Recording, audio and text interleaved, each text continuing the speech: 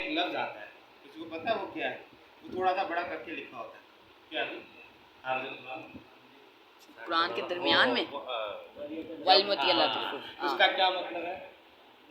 اس کا مطلب ہے کہ آرام سے اور خوش اسلوبی سے اور نرمی سے بات کرنا۔ سبحان اللہ۔ ٹھیک ہے، اور ائمہ کرام فرماتے ہیں کہ قرآن مجید کا ماخذ اس لفظ ایک لفظ موجود ہے، اور دین اسلام بھی اس ایک لفظ موجود ہے۔ کیوں؟ حضرت موسیٰ علیہ السلام جب فرعون کے پاس گئے تھے نا، تو اللہ سبحانہ تعالیٰ نے کیا کہا تھا؟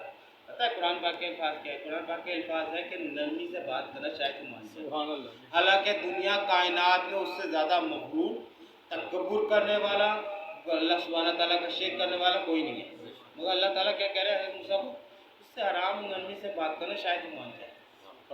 ٹھیک ہے، کیا مطلب ہے؟ ہمارا دین کیا سکھاتا ہے؟ وہ یہ محبت ہی کا نظریہ ہو گیا نا، ایک محبت کا نظریہ ہوگا، محبت کا طریقہ ہو گیا۔ کیا ہے؟ آرام سے پیار کرنا، محبت سے پیار کرنا، محبت سے اپنے تعامل کرنا۔ سرکار مدینہ کی اس نے اگر کر پڑی ہو تو دیکھنا کہ ایسے ایسے طریقے سے محبت سے اپنی طرف لوگوں کو مائل کیا ہے، اتنی محبت سے مائل کیا ہے کہ لوگ خود بخود پلٹ گئے۔ بڑے بے انتہا واقعات ہیں کہ سرکار نے بہت لوگوں کو دین اسلام میں صرف اپنی محبت، اپنے رویے اور اپنے طریقے سے مائل کر کے دین اسلام میں داخل کر دیا، اور اسلام یہی سکھایا ہر مسلمانوں کو کہ محبت کرو، بے انتہا محبت کرو۔ اچھا، یہ تو ہو گیا ایک اصول، ایسے ہی ہے۔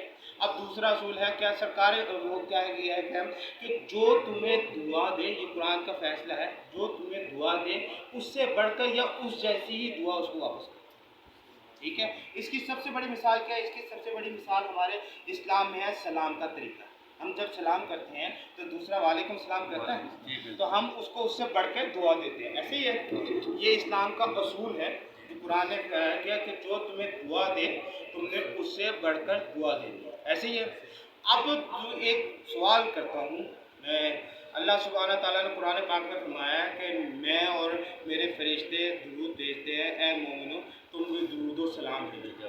اب مطلب یہ ہو گیا کہ اللہ سبحانہ تعالیٰ نے ہر انسان سرکار کی امتی کے لیے کمپلسری کر دیا کہ اس نے درود شریف پڑھنا ہے، ایسے ہی ہے نا، کمپلسری۔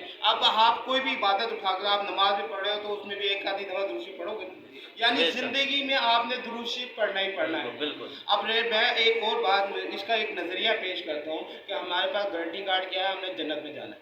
تو ایک بات یہ بھی ہے کہ یہ دنیا دارالاسباب ہے، یعنی ہر چیز کا اسباب پیدا کیے جاتے ہیں۔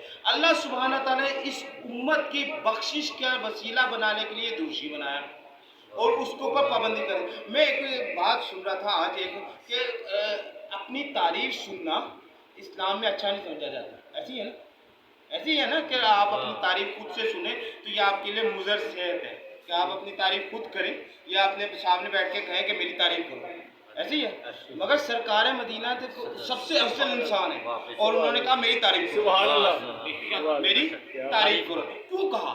وہ اس لیے کہا، یہ امت کے لیے کمپلسری کیوں کر دیا؟ وہ اس لیے کہ درود شریف کا کبھی مطلب نکال کے دینا، یہ دعا ہے، ایسی ہے نا، دعا ہے۔ اب میں نے اصول کیا بیان کیا کہ آپ کسی کو دعا دو گے آپ اس کے پڑھ کے دعا دے گا، ایسی ہے۔ تو آپ درود شریف پڑھتے ہو تو درود شریف کس کے لیے پڑھتے ہو؟ سرکار کی، آپ سرکار کے لیے دعا کر رہے ہو تو یہ کمپلسری ہو گیا کہ سرکار واپس دعا دیں گے۔ سبحان اللہ۔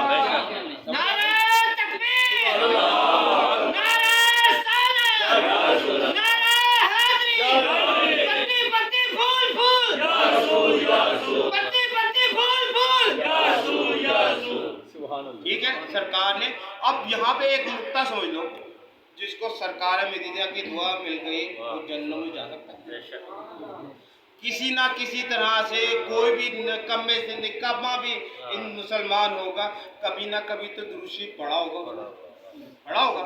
جب پڑھا ہوگا تو سرکار کی دعا بھی ملی ہوگی، ایسے ہی ہے۔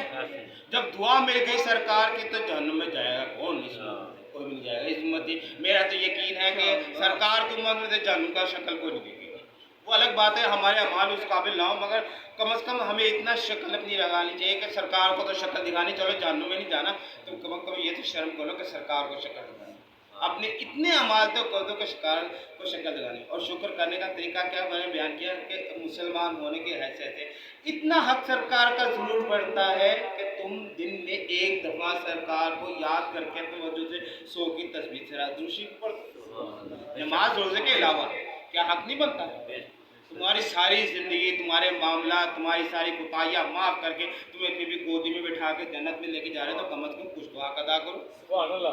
ऐसे ही है ना? तो कम से कम इतना हक बनता है सरकार का, हर उम्मती का बनता है, वो एक दिन में एक 100 की तस्वीर सरकार को हदिया पेश करे।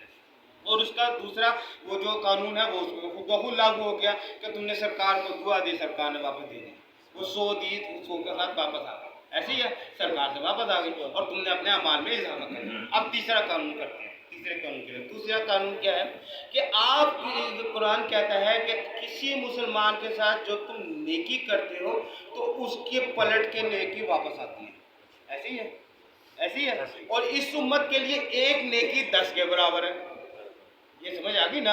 ये नुक्ता मैं गलत तो नहीं कह रहा ना? आप सबने सुना होगा कि आप किसी मुसलमान के साथ कोई भलाई करते हो, कोई अच्छाई करते हो, तो वो एक नेकी है, वो पलट के वापस आएगी और एक की 10 वापस आएंगे। ऐसे ही है। अब यहाँ पे अक्सर अमूमन आपने देखा होगा, आइमा कराम अक्सर बुजुर्गों के पास भी होगा, वो ये अल्फाज जरूर पढ़ते हैं, दुआ मांगते हैं कि जितने मुसलमान अब तक फौत हो गए तमाम को इसाले सवाब करते हैं। ऐसे ही है। और इसको देखा देखी लोगों ने भी तैयार किया होगा। अब ये असूल क्या है? ये है गोल्डन चेन, इसको कहते हैं गोल्डन चेन। गोल्डन चेन कैसे है? ठीक है, अब अगर तुमने ये अल्फाज इख्तियार कर लिया ना, कोई भी काम करते हो, दुरूद शरीफ पढ़ रहे हो, 100 का दुरूद शरीफ का पढ़ रहे हो, मैंने कहा तुमने चलो अल्लाह करे तुम मान जो बड़ी है, उसके बाद तुमने हाथ उठाए और ये कहा कि अब तक जितने मुसलमान फौत हो चुके हैं और क़यामत तक जितने मुसलमान आते हैं उन सबको इसाले सवाब। ठीक है, अब वो तो है करोड़ों के तादाद, ऐसी है ना, करोड़ों अरबों बनेंगे। अब आपने हर एक के लिए एक नेकी दे दी, ऐसी है, वापस कितनी आएंगी? वापस कितनी आएंगी? करोड़ों में। तो ये क्या हुई? ये गोल्डन चेन है। क्या? हमने दुरूद शरीफ पढ़ा और इसाले सवाब कर दिया, आने पहले से दिन से लेके आखिरी तक जितने मुसलमान थे हमने उनको इसाले सवाब कर दिया। वो पलट के सरकार की दुआ तो आई थी, वो भी 10 गुना, 3 गुना, 10,000 गुना होकर वापस आ गई। ठीक है, तो ये कितनी बड़ी नेकी हुई?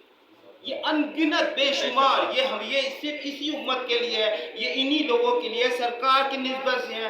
हम सरकार, ये तो मालिक बेहतर जानता है ना, वो मालिक कान आता है, वो मालिक है, मुख्तार है, जो चाहे करे, हम उससे सवाल नहीं कर सकते, हम उससे पूछ नहीं सकते कि मालिक तेरी मर्जी ऐसी क्यों है, तूने ऐसा क्यों किया? वो हमें इस उम्मत में ना पैदा कर दे, तुम क्या कर लेते?